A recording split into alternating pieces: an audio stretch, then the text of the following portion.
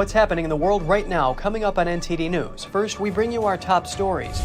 The Assistant Secretary of State this week condemns a recent espionage scandal. However, he advocates for the program in question to continue. With presidential candidate Ron DeSantis in Iowa today, we hear reactions from voters and some analysis on how DeSantis can overcome former President Donald Trump's sizable polling lead. Nebraska becomes the 49th state to have a school choice program. It could give families with limited means more options for where their children are educated.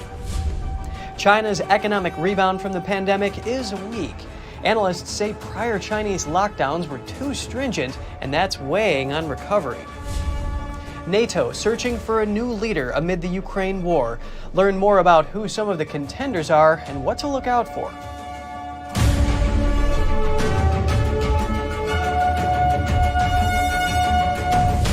Welcome to NTD News Today. I'm Kevin Hogan. Our top news is on the Assistant Secretary of State. This week, he's commenting on a recent espionage scandal, calling it disturbing. However, he said the program in question should continue.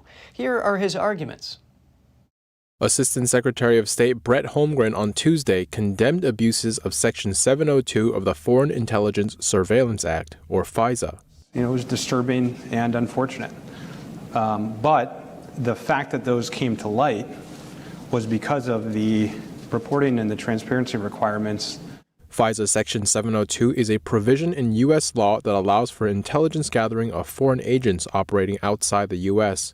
However, the FBI allegedly often abused Section 702. According to a FISA court-ordered report, this abuse peaked in 2021. At the time, the FBI had allegedly used Section 702 to make over 3.3 million illegal queries of U.S. citizens. After 2021, the FBI reportedly made internal reforms, but a court opinion unsealed this month noted the FBI searched databases for information on as many as hundreds of thousands of Americans without proper justification. However, Holmgren argues in favor of the diplomatic and national security benefits of the program, saying 702 serves to protect the United States from foreign threats, from terrorists and cyber attacks, to espionage, and weapons of mass destruction. He added that the section is important is because since the founding of our republic, intelligence has advanced American interests in the world. Under the law as written, Section 702 does not authorize directly gathering information attached to U.S. citizens, but it does allow intelligence agencies to target suspected foreign agents. But the FBI has been accused of using FISA Section 702 for purely domestic concerns, including hunting down those who participated in the January 6 Capitol breach. The section is set to expire on December 31st if Congress doesn't reauthorize it. Moving on to politics, Florida Governor Ron DeSantis kicked off his presidential campaign in Iowa. The governor held his first campaign event in the early primary state last night. Here are the details. Florida governor and presidential candidate Ron DeSantis made his first campaign stop at an evangelical church just outside Des Moines, Iowa on Tuesday. It marked the beginning of a busy week that will take him to 12 cities in 3 early primary states, Iowa, New Hampshire, and South Carolina. American decline is not inevitable. It is a choice, and we must choose a new direction for our country. We must choose a path that will lead to a revival of American greatness. In his speech, DeSantis first summarized what he thinks are problems with the Biden administration. They include the border crisis, high crime rates, so-called medical authoritarianism, cultural Marxism, and high inflation. We must restore sanity to our nation. We need fiscal and economic sanity. Stop pricing hardworking Americans out of a good standard of living through inflationary borrow, print, and spend policies. Embrace American-produced energy so we can be completely energy independent. The governor then went on to list what he considers his achievements in Florida, including the ban of ESG investments, DEI training, illegal immigrant sanctuary cities, COVID-19 vaccine mandates, and abortions beyond 6 weeks. While I'm proud of all that, maybe the thing that we're most proud of in Florida is that we have taken a very strong stand for the idea that the purpose of our schools is to educate kids, not to indoctrinate kids.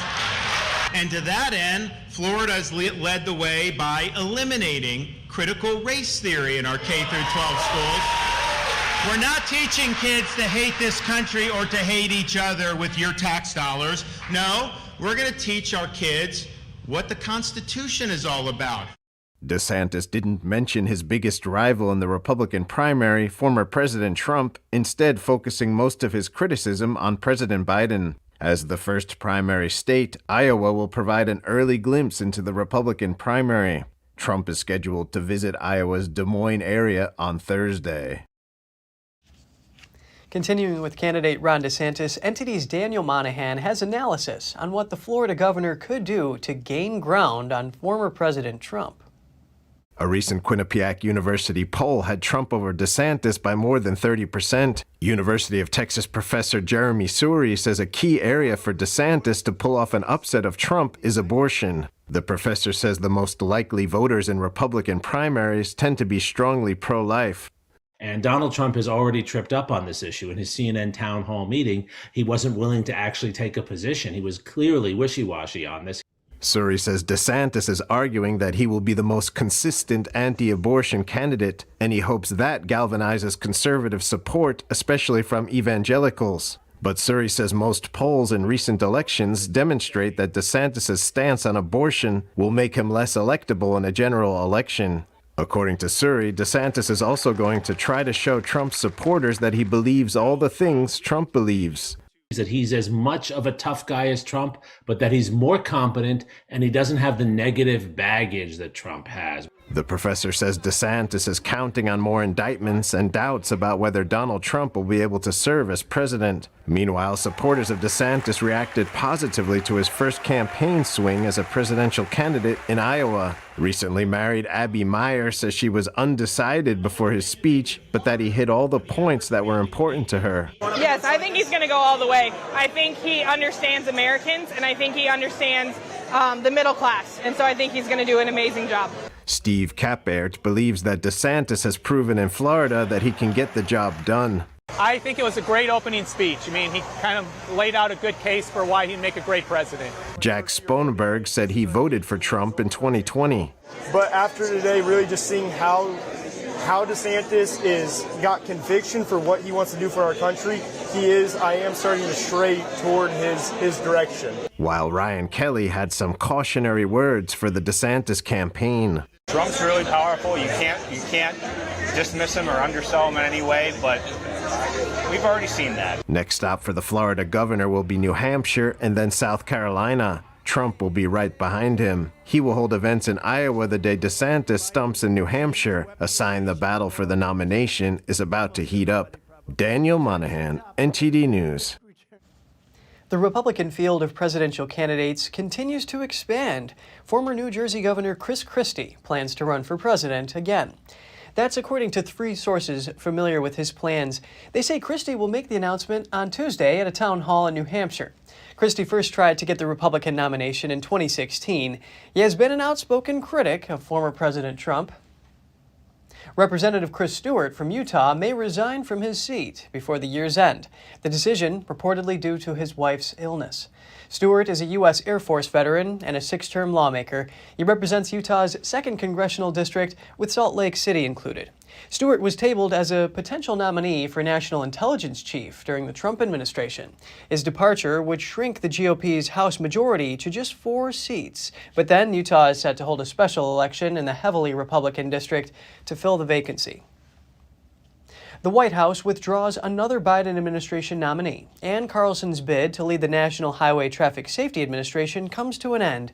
This is the 3rd time Biden has withdrawn a nominee for a federal agency. Senator Ted Cruz was the catalyst leading to the opposition in all 3 cases. Cruz and all Republicans on the Senate Commerce Committee previously wrote a letter to Carlson. They were concerned that she would use the position to push climate activism, saying that would burden Americans and ultimately benefit the Chinese regime. Previously, Carlson was appointed chief counsel for the National Highway Traffic Safety Administration. In emails seen by Fox, she suggests she was hired to move forward a climate agenda. But the agency's purpose is to ensure safety on the roads and prevent crashes. Carlson's nomination was opposed by oil and gas groups as well as agricultural associations. House Republicans are set to hold FBI Director Christopher Wray in contempt of Congress. That's over an alleged criminal scheme involving President Biden during his time as vice president. I wanted to learn more about the specifics of this, so I spoke with a retired agent at the Bureau with over 20 years of experience working in undercover operations. He's also the author of the book, The Pretender, My Life Undercover for the FBI. Take a look.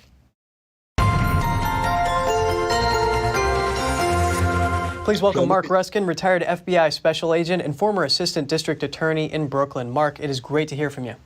Great to be here, Kevin. Thanks for having me. I want to talk about the Oversight Committee Chairman James Comer, who said an FBI decision to stiff-arm Congress and hide this information from the American people is obstructionist and unacceptable. What's your reaction to this? Well, to me, this seems like a historical confrontation. I've never seen or heard of a situation where you have the head of a government agency such as the FBI, an investigative agency charged with enforcing the laws of the United States, in a confrontation with the heads of an important congressional committee. It's really a precedent. Representative Bob Good has said that this is an unclassified document. So is there any reason why the FBI wouldn't hand this over? Well, what the FBI could do if it's classified, and if the congressmen don't have clearance, which normally they would have clearance, is hand it over with a condition that it be reviewed privately for the congressional investigator to determine whether or not it should be released to the public. But at the very least, it should be released to them. And this, Good is saying that this is an unclassified document. So what would happen normally in that case? Well, typically, even if it's unclassified, if there's an ongoing investigation, the Bureau wouldn't want to reveal it so as to not tip its hand to those being investigated. However, releasing it to Congress, if the congressional committee members keep it to themselves, would not jeopardize the investigation. So there's no real legitimate justification for withholding it from Congress, especially if they make conditions. We'll see what happens at the meeting today, whether or not Wray releases it to Comer, and that'll be a big step if they do. I see. And these whistleblower disclosures, they allege that Biden and a foreign national had a scheme to exchange money for policy decisions. Wouldn't the FBI normally be investigating things like that instead of Congress? Right. Typically, if the FBI is doing its job, it'll take the information from an informant or from a confidential source or a whistleblower and follow up on it on its own. Here, it appears that there hasn't been any appropriate follow-up by the Bureau, and so Congress is taking up the slack, so to speak. You know, what I expect to happen, what typically would happen when the Bureau doesn't want to release a document, is they redact it, and they redact it to such an extent that there's nothing left practically. You know, that's one of the things. One of the outcomes that we could see today is release of a redacted document by the Bureau as a kind of compromise. Surely Director Wray would know what would happen if he does not comply with this subpoena. So why do you think he has chosen not to? Well, in a sense, it shows a certain lack of respect for Congress, and perhaps a confidence that the Director Wray has that he will be backed up by the Attorney General. So if he feels that the Attorney General will back him up and the White House will back him up, he may feel that he can disregard the congressional subpoenas and that there will be no consequences. Interesting analysis on this. So what's next, Mark? Well, I think a lot will depend on what happens today, because if there is no release of the document and there's no further compromise by the Bureau with Comer and the congressional heads, then it'll become more of a confrontation, and we'll see if there is a subpoena. If the subpoena process continues to be not followed up on, it's not going to be pretty. I mean, the Bureau says it's already taken steps that they can't release, but it seems like a pretty flimsy response by the Bureau and by the director of the FBI. Certainly a clash of the titans between Wray and Comer. Mark Ruskin, retired FBI special agent. It's always great hearing your analysis. Thank you, Kevin. Good to be here. Coming up, Alabama bans men who identify as women from competing on women's sports teams in public universities. The law also bans women from men's teams. And tech company Nvidia now boasts a $1 trillion market value, joining only 4 other U.S. companies. Find out what's propelled them to the top right here on NTD News.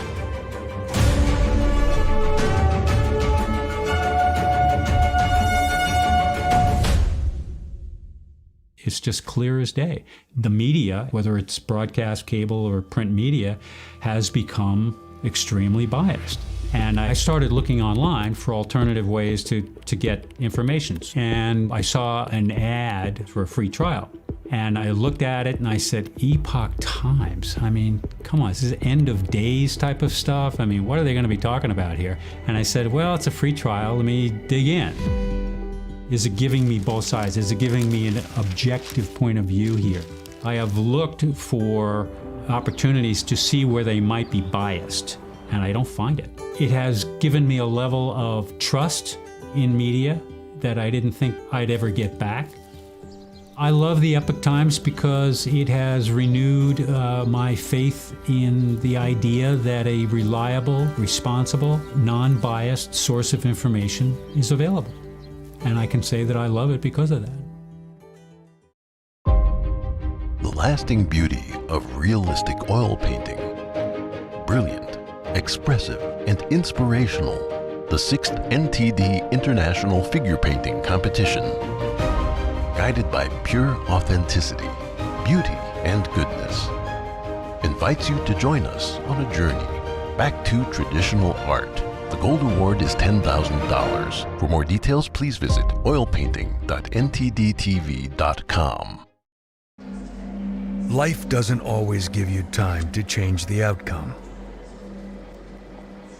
Prediabetes does.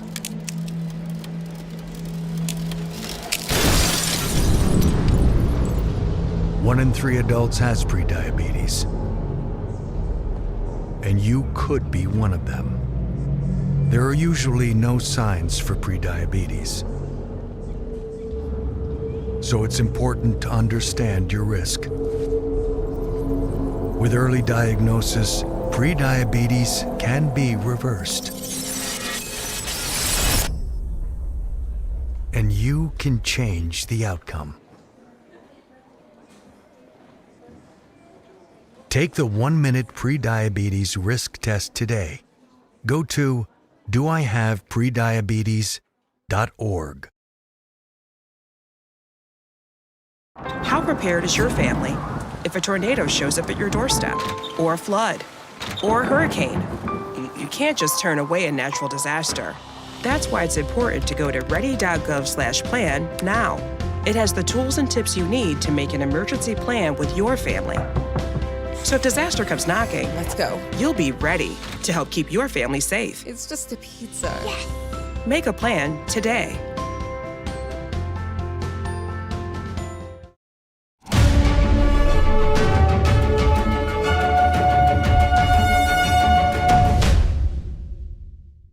Nebraska's governor signs legislation introducing the state's first school choice program, something supporters say will help suit the needs of students. The move means Nebraska joins 48 other U.S. states that have some form of school choice policy. The new law takes effect around late August or early September. It provides tax credits for scholarships with priority for children in certain circumstances. Governor Pillen said in a statement that it is a historic step forward for the state of Nebraska. People who donate to a scholarship granting organization will be eligible to receive a dollar-for-dollar tax credit against their income tax. State Senator Lou Ann Lyon said the new law will bring families to the freedom to choose a school that best fits the child's needs. Opponents have said the measure may threaten funding for public schools. Alabama's governor signs a bill that bans men who identify as women from participating in female college sports. The bill also stops women from joining men's teams. The law applies to 2-year and 4-year public colleges. It aims to ensure fair competition and equal opportunities for female athletes. It expands on a similar ban implemented in 2021 for students in kindergarten through 12th grade. The legislation emphasizes the physical differences between men and women, citing advantages such as larger body size, skeletal muscle mass, and higher levels of testosterone in men.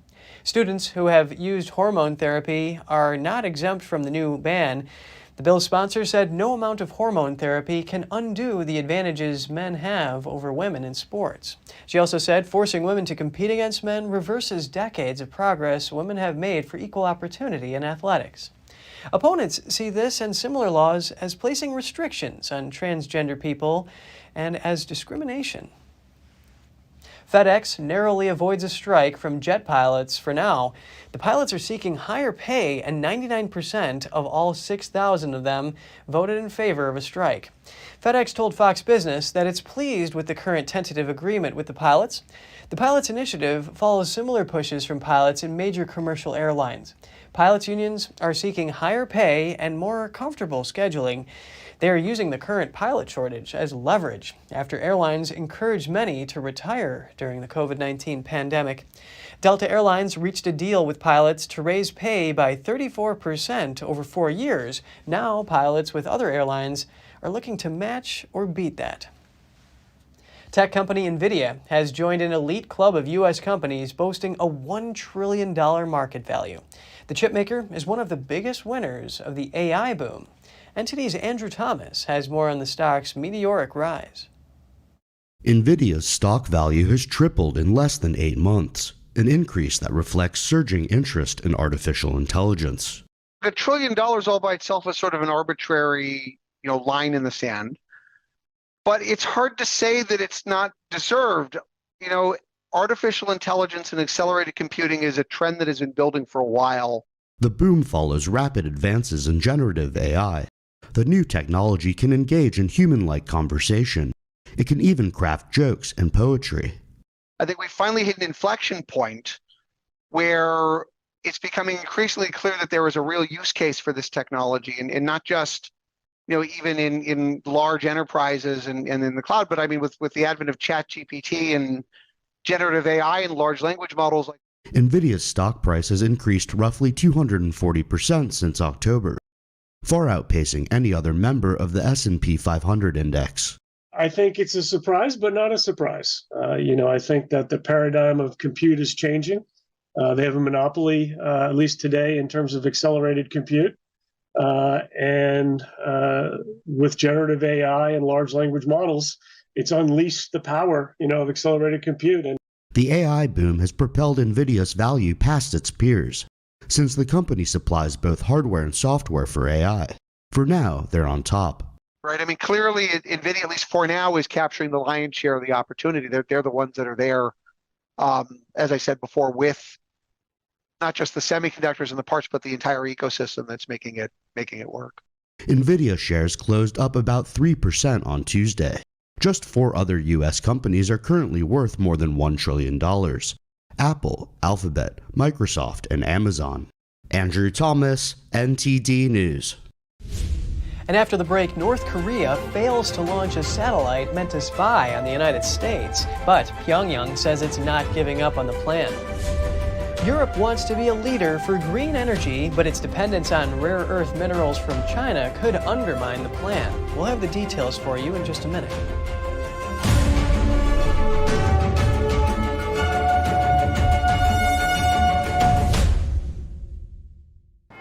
What does it mean to devote your life to the truth?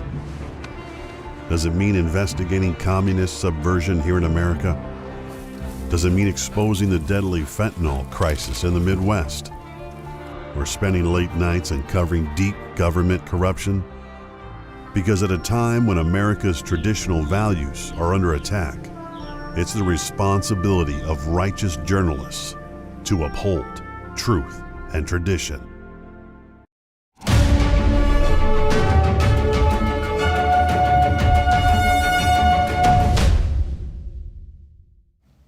Good to have you back. North Korea's first spy satellite launch ended in failure today after the space rocket crashed into the sea. The newly developed Kolyma-1 rocket was supposed to put the satellite in orbit to keep watch on U.S. military activities. In an unusually candid admission of a technical failure by the North, state media KCNA reported the rocket plunged into the sea because of instability in the engine and fuel system. Neighboring South Korea said it had recovered what is believed to be parts of the space launch vehicle, including this large cylindrical object attached to the buoy. Seoul's Joint Chiefs of Staff said the projectile fell into waters near the southwestern island of Ochangdo. The North's satellite launch triggered air raid sirens and brief evacuation warnings in parts of South Korea and Japan. The notices were withdrawn with no danger or damage reported. Eleanor Shiori Hughes, a non-resident fellow at EconView, a Chicago-based think tank, says there appears to be a sense of complacency among residents in South Korea and Japan. I feel like every time in this case, if we're talking about North Korea, every time that North Korea fires a missile of some sort, and there is possibility that it may either fly over Hokkaido or be landing within like Japan's EEZ, territorial waters, whatever, that people, I'm not entirely sure how serious the Japanese people in this case, or Korean people, or South Korean people will take when it comes to like following guidance from authorities. Japan's foreign ministry said it held a phone call with officials from the US and South Korea, during which all three countries strongly condemned the North's latest launch and agreed to stay vigilant with high sense of urgency. UN Secretary General Antonio Guterres also condemned the satellite launch, but North Korea remains defiant and is reportedly planning to conduct a second launch as soon as possible. While the European Union is pushing for sustainable energy, European wind turbine manufacturers have a cautionary tale about relying on China's rare earth minerals. NTD's France correspondent David Vives talked to a policy analyst who says China has EU countries backed against the wall. The Netherlands trade minister on Sunday said that Europe won't be able to transition away from fossil fuels without China. G7 leaders last week agreed to de-risk their relationship with China by importing critical raw materials from other countries, while European Union ministers on Friday backed a similar policy adjustment. European manufacturers are concerned it may not work out. Author and policy analyst Fabien Bouglet says Denmark's iconic turbine manufacturer Vestas is the perfect example. Denmark is in a lot of trouble because the main Western wind turbine manufacturers will soon be unable to produce any more wind turbines because of this tension on the rare earths market controlled by China. The world's top 3 turbine manufacturers all suffered heavy losses in 2022. Vestas lost $1.68 billion, General Electric $2 billion, and Siemens Energy $950 million. Bouglet says this is due to China's monopoly over rare earth minerals. China has done the same thing with solar panels. You can buy Chinese solar panels, but China has imposed a ban on all materials used in the construction of solar panels. In other words, you can no longer buy the raw materials used to build solar panels, or the raw materials used to build wind turbines, especially rare earth minerals, which are crucial because they are difficult to obtain, especially for offshore wind turbines. It's a geopolitical weapon. Above all, the aim is to be the leader. They've become the world leader in solar panel production. They've acquired the market, and now they want to become the world leader in the manufacture of wind turbines. China is expected to supply the majority of rare earth minerals for turbines this year. In other words, Europe will be more dependent than ever on China to get the materials. Bouglet says it's very likely the EU won't be able to develop sustainable energy by relying on China. You can see that, on the one hand, we have an extremely strong lobby pushing for an energy transition in Europe, but on the other hand, we also have an economic war by China, which wants to impose the sale of its own wind turbines. And in any case, at the rate things are going, we have, as China doesn't want to export materials either, to allow competitors to design and manufacture its wind turbines. Europe is unlikely to succeed in developing a renewable energy industry in the next 10 years. David Vives, NTD News, Paris. China, the world's second largest economy, is emerging from 3 years of pandemic lockdowns, but the recovery has been uneven. Analysts are forecasting slower Chinese economic growth this year. Here's more. China's economic recovery is showing signs of weakness. Economic indicators from last month paint a picture of its pandemic rebound that is losing steam and underperforming. Here's economist Samuel Gregg from the American Institute for Economic Research. We need to keep in mind just how hard locked down the Chinese economy and Chinese people were during the COVID pandemic. It's just not that easy to bounce back from that really quickly. Data shows China's factory activity contracted faster than expected this month. And last month, Chinese imports contracted sharply, property investment slumped, and industrial profits plunged. On top of that, retail sales are down and domestic demand has been sluggish. Here's Chief Strategist Brian McCarthy from economic advisory firm Macro Lens. The level of spending is somewhat disappointing. There's still a very low level of economic optimism, high unemployment in China, and structural issues are still weighing on the Chinese consumer. We see deep declines in Chinese profitability in the manufacturing sector, very slow nominal growth in Chinese manufacturing. A number of Western countries are facing prospects of a possible recession, and credit is becoming harder to get. That's going to weigh even more on the Chinese economy. McCarthy says that during periods of tightening global liquidity, China always struggles. The real growth engine in China is domestic investment. China is struggling with the end of its investment-led growth model. Infrastructure projects, which was supposed to increase local growth and tax revenues by a certain amount, it hasn't happened. They don't have the income and they just can't continue. Analysts are now downgrading their expectations for the Chinese economy. Financial institutions like Nomura and Barclays are both cutting China's 2023 GDP growth forecasts.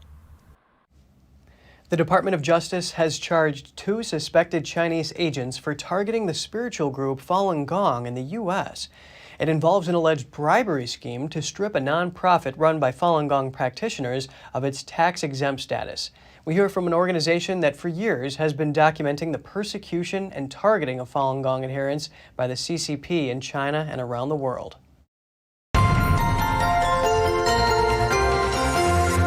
Joining us now is Ben Maloney with the Falun Dafa Information Center. Ben, thank you so much for coming on to touch on this important topic.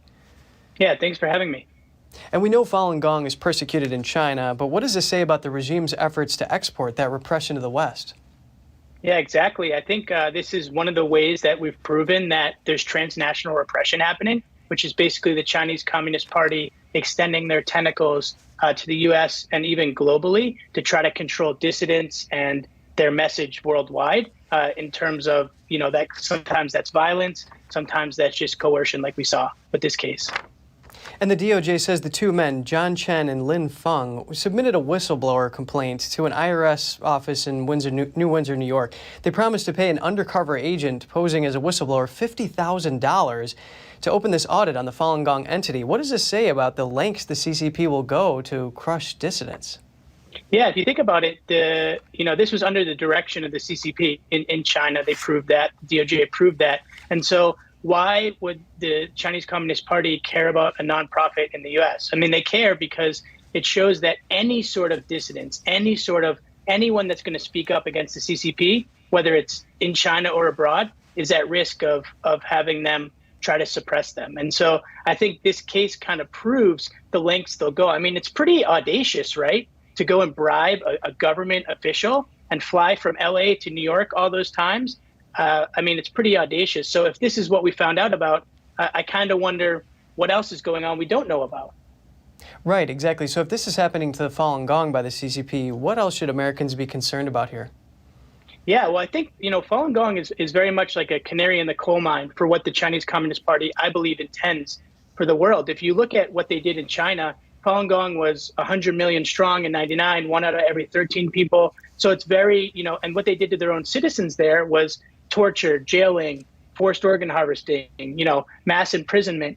And so when you look at what they do to peaceful citizens and the fact that they've exported that, as we've proven with this case, the United States, what do you think their intentions are for the world, for anyone that speaks against them, for a company that does something against them, for individuals, whether that's Falun Gong related or not?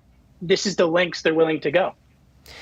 And these are just peaceful people. They just live by truthfulness, compassion, forbearance, according to their text. So this is outright an atrocity. And in light of this indictment to these individuals, Representative Dan Newhouse is saying that this is an example of how the CCP is trying to turn the U.S. into a, quote, hunting ground for dissidents. So what's really going on here?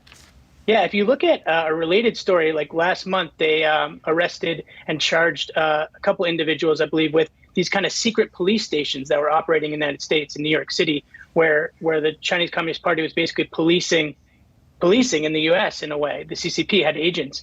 And the individual that was arrested in that had very, very close ties to a lot of anti-Falun Gong things over the years, because they do the bidding of the CCP through front agencies or other things. That was just a few months ago.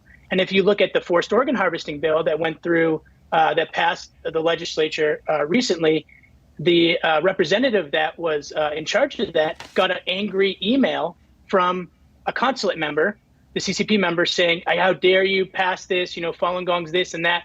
So these are just three incidents in the past month of interference to U.S. lawmakers in New York City, to trying to bribe IRS agents. Though all three are related to Falun Gong, but all three show a pretty clear pattern of what the CCP is doing in the United States.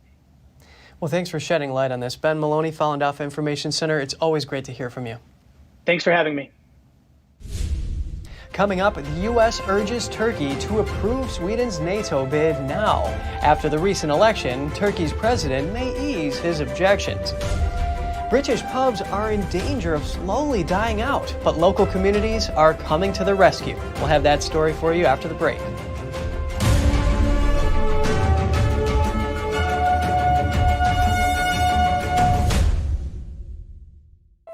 The Fixture Pioneer, CGM. Professional AI intelligent fixtures. All-round integration of 4 systems. High precision, high durability, high quality. 2-micrometer repetition accuracy. More than 80 patent certificates. ISO 9001 approved. Precision clamping to meet your every need. CGM has it all. Pride of Taiwan. CGM.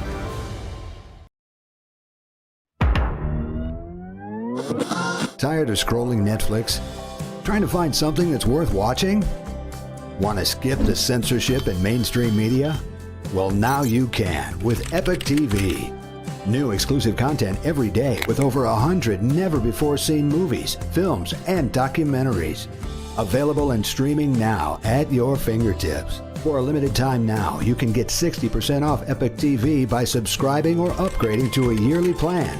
Plus, get an additional $10 credit to rent featured movies on Epic Cinema today.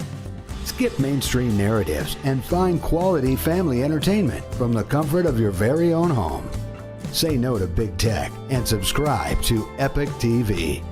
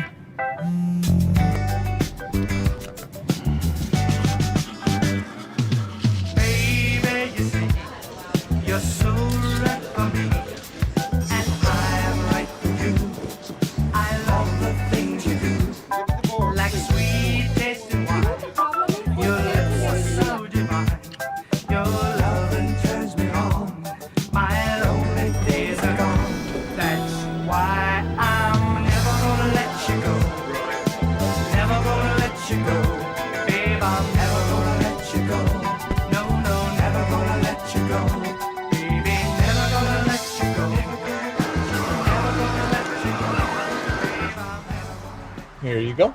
Thank you. Thank you.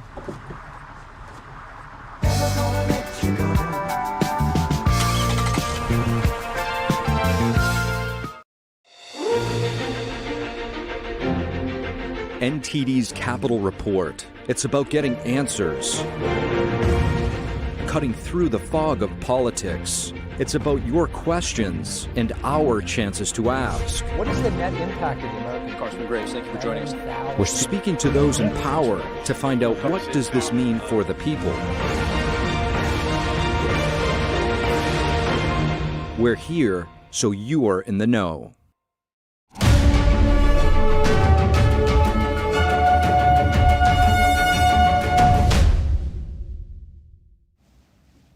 Good to have you back. We're heading to Southeast Europe with some updates on the tense situation in Kosovo. Hundreds of ethnic Serbs protested today in the north of the country, days after clashes that injured 30 NATO peacekeepers and over 50 Serbs. Serbian protesters say they want ethnic Albanian officials to withdraw from northern Kosovo. NATO troops have been gathered in response to the latest violence in the region. The military alliance plans to send 700 more soldiers to boost its 4,000-strong mission. Unrest in the region intensified after elections last month. These saw ethnic Albanian mayors take office in the country's northern Serb majority area.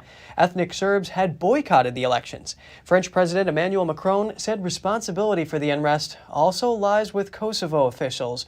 He and German Chancellor Olaf Scholz are set to meet with the leaders of Serbia and Kosovo tomorrow. The U.S. is urging Turkey to immediately finalize Sweden's accession to NATO. Meanwhile, the NATO head said he's optimistic the bid can be completed by July. Secretary of State Antony Blinken said on Tuesday it's time now for Turkey to stop its objections to Sweden joining NATO. There is no reason for any further time. Sweden is ready now. That decision should move forward now. He said the Nordic country had already taken significant steps to address Ankara's objections to its membership. He spoke alongside the Swedish Prime Minister on a visit to northern Sweden. Blinken rejected the idea of a link between Turkey's decision and the sale of F-16 fighter jets to Ankara, but President Biden alluded to it on Monday in Washington. I spoke to Erdogan and congratulated Erdogan, and he still wants to work on something on the F-15s. I told him we wanted to deal with Sweden until I get that done. Fresh from a re-election victory over the weekend, Turkey's president may ease his objections to the Nordic country's membership. He accuses Sweden of being too soft on groups Ankara considers to be terrorists. NATO leader Jens Stoltenberg said Tuesday he's optimistic. There are no guarantees, but it's absolutely possible to reach a solution and to enable the decision on full membership for Sweden by the Vilnius summit. The Vilnius summit is a major NATO summit in Lithuania, taking place in July. NATO is looking for a new leader to replace Jens Stoltenberg later this year, but the intense debate taking place behind closed doors has yielded no clear frontrunner. Behind closed doors in Europe and North America, in capitals and in military headquarters, there's an intense debate unfolding. Who should become the next leader of the NATO military alliance? But while Secretary General Jens Stoltenberg is expected to step down in September, and a replacement could be named as early as July, there are many names being put forward and no obvious frontrunner. So who are some of them, and what's the debate? Jamie Shea is with the Chatham House think tank in London and a former NATO spokesperson. There's no shortage of possible candidates. Many women names are being suggested, and as NATO has never had a female Secretary General before, I think in terms of conveying the impression of a 21st century alliance attuned to modern society, it's high time that the Secretary General of NATO should be a woman, as has been the case with so many other international organizations. Of course, countries like in Central and Eastern Europe that have been in NATO for some time already and are playing a big role in the current collective defense on the eastern flank, they may well feel it's our time to have the job as well. Diplomatic sources say the names being discussed include Denmark's Prime Minister, Mette Frederiksen.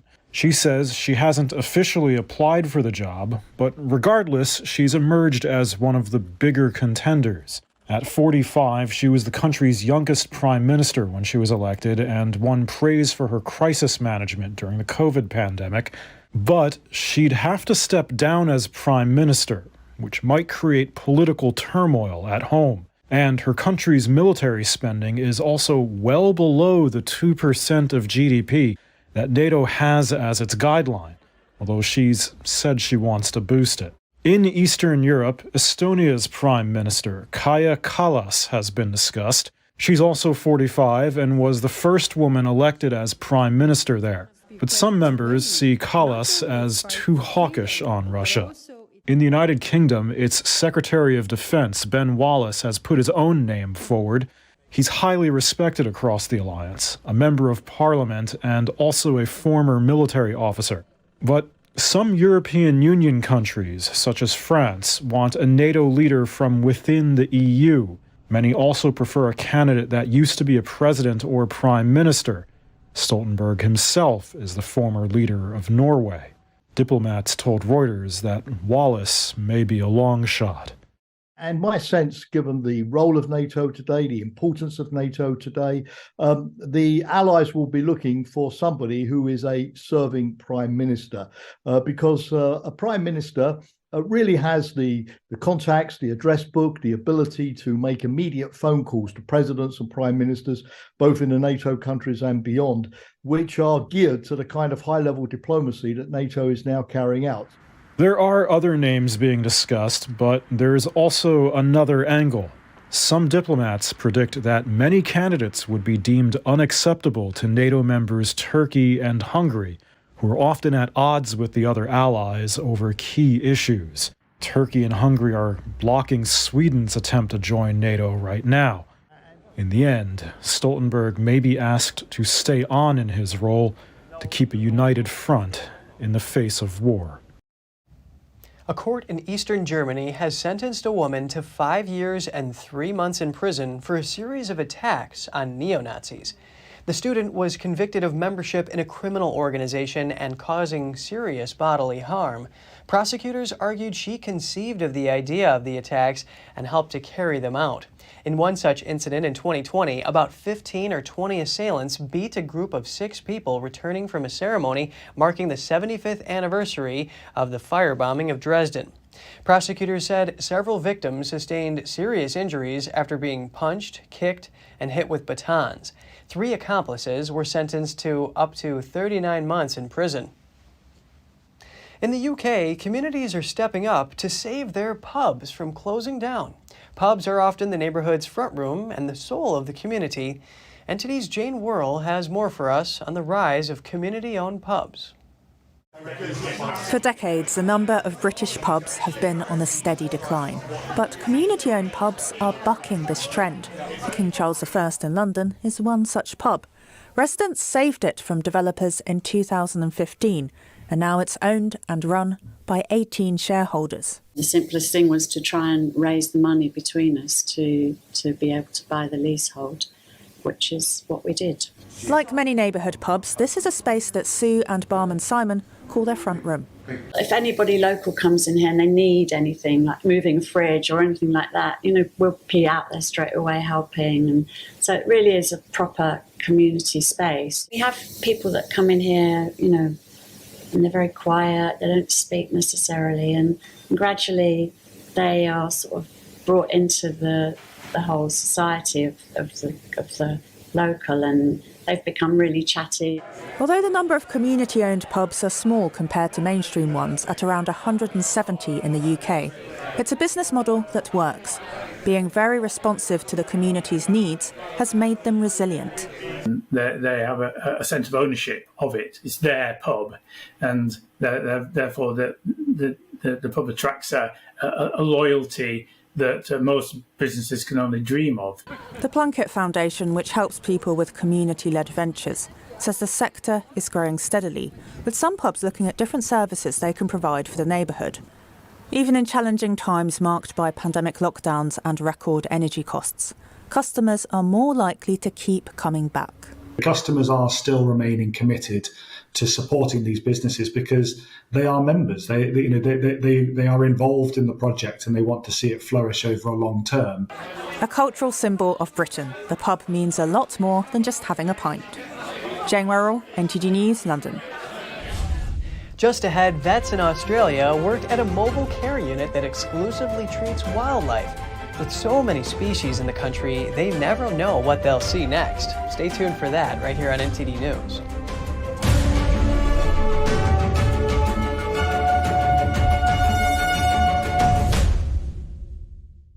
Stay tuned to get 2 rolls of alien tape free. You wouldn't stick your mother-in-law on the wall, but you could with alien tape. It just sticks. Just peel and stick to make anything stay in place quick. Brick, pavers, marble, tile, plastic, even leather. Nothing works better than alien tape.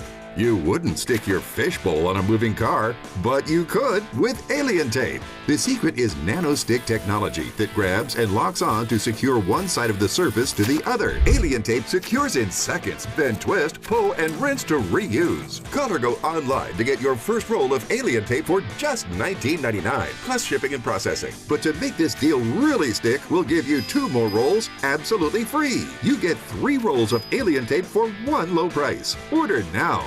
To order, call 1-800-490-1364 or go to tryalientape.com. So call 1-800-490-1364 or order online at tryalientape.com.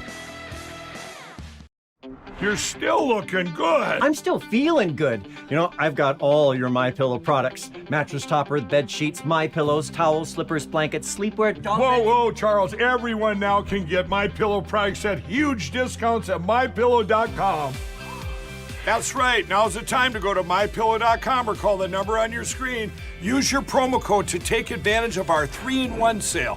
We're bringing you exciting new products, overstock specials, and closeout deals you won't find anywhere else. For example, when you buy one of our brand new MyPillow 2.0s, you get another one absolutely free. And with our overstock sale, you save 50% on our luxurious Giza Dream bed sheets. That's as low as $29.99 for the best sheets ever. And with our biggest closeout special, you get our all-season slippers for only $35, or our sandals and slides for just $25. Quantities are limited, and once they're gone, they're gone. There's always a searching process for beauty. You know it when you see it.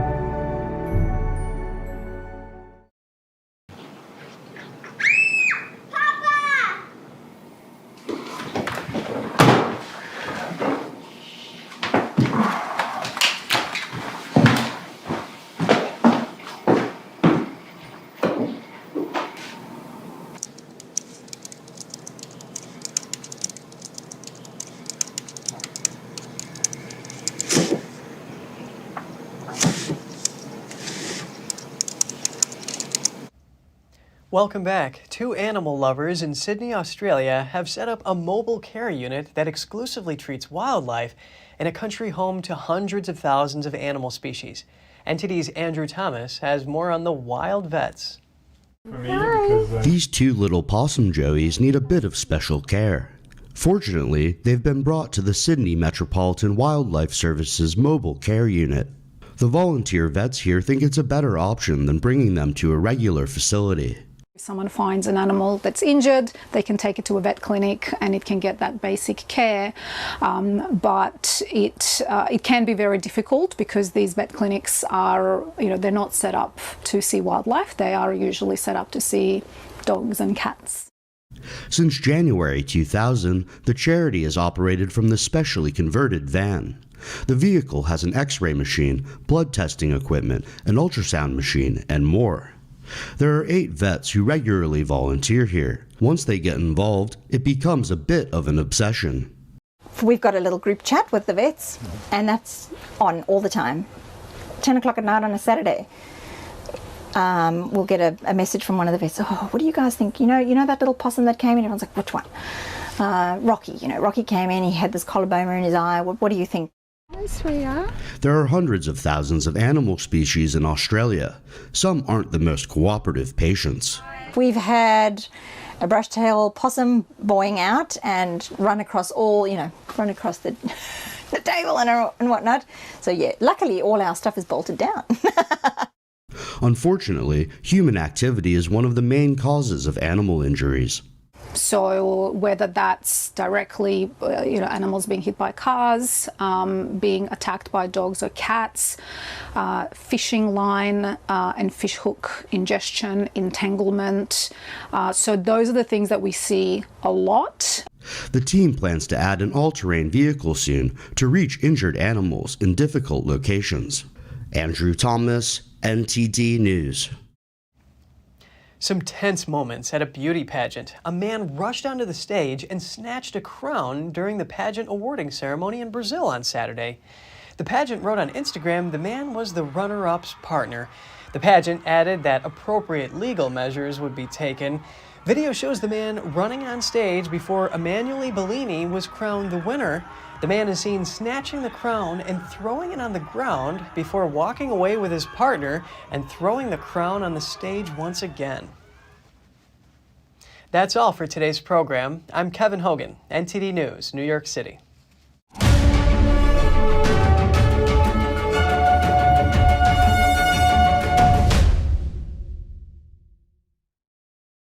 Thanks for watching us on YouTube. Did you know YouTube only keeps selective videos on its platform? So if you want to make sure you get the full picture, just subscribe to our newsletter. Go to newsletter.ntd.com and sign up. It's free.